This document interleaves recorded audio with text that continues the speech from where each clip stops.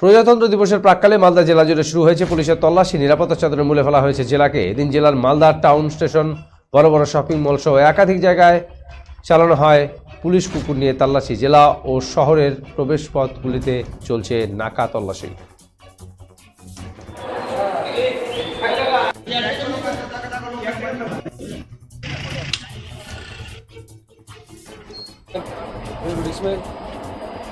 দেখলাম কালকে 26শে জানুয়ারির জন্য মানে প্রশাসনের তরফ থেকে ওই হোম স্কোয়াড কুকুর নিয়ে চেক করা হচ্ছে, কোথাও যাতে কোনো কিছু না থাকে, ঠিক আছে, মানে কেউ যাতে কোনো কিছু রাখতে পারে, ঠিক আছে, ওই জন্য প্রশাসন চেক করে নিচ্ছে স্টেশন।